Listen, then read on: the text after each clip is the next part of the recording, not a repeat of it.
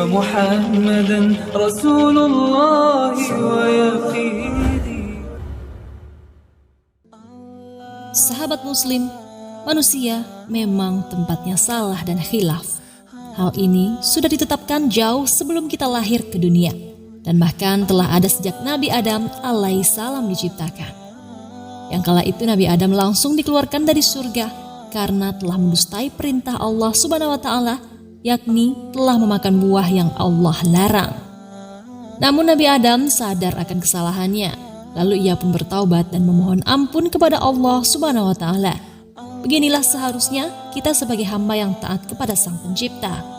Ketika melakukan kesalahan, kemudian berusaha untuk merubahnya dan segera bertaubat. Terkait hal ini, ada suatu kisah di zaman Rasulullah SAW yang menarik untuk dibahas sebagai bahan pembelajaran dan peringatan untuk kita semua. Bagaimanakah kisahnya? Mari simak ulasannya.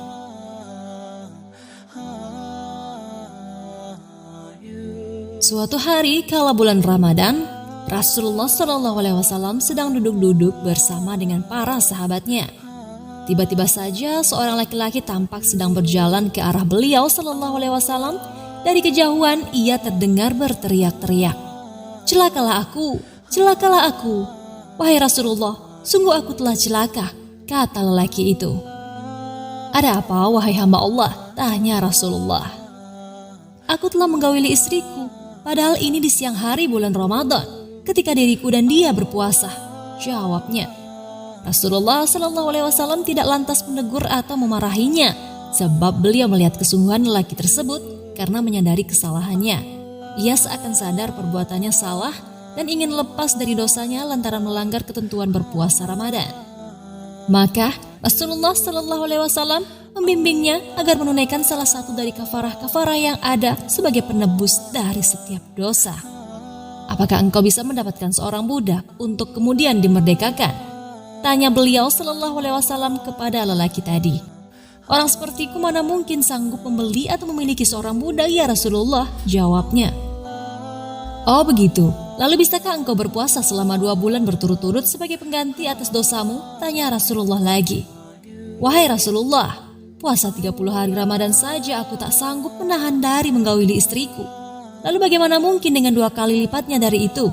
Sungguh aku tak bisa," katanya dengan nada memelas. Mendengar jawaban lelaki tersebut, Rasulullah langsung memberikan opsi yang terakhir.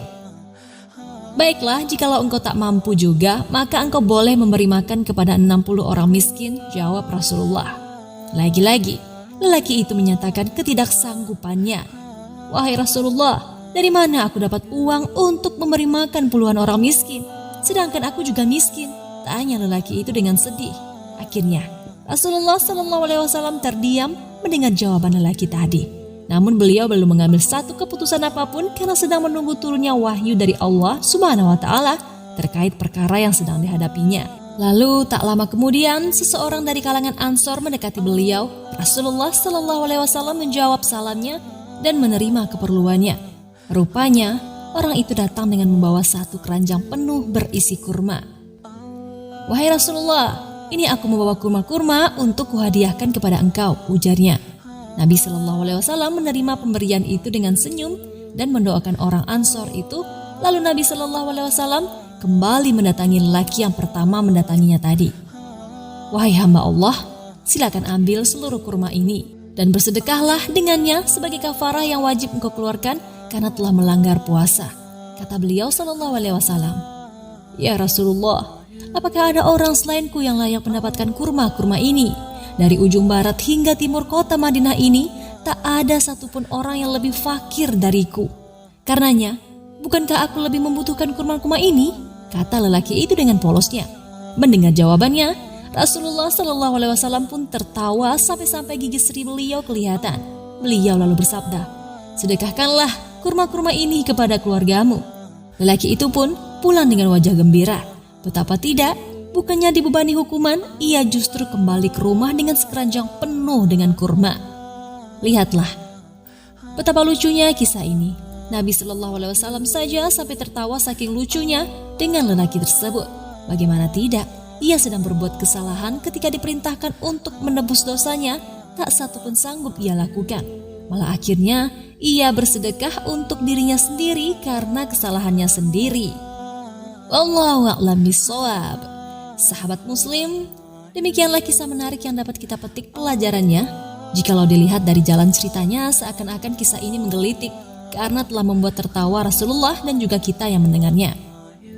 Namun hikmahnya, kita bisa ambil pelajaran di sini bahwa siapapun orang pasti pernah berbuat kesalahan, dan jikalau ia tulus mengakuinya serta berusaha untuk bertaubat, maka ia akan selalu diberikan petunjuk dan diberikan keberuntungan seberuntung lelaki dalam kisah ini.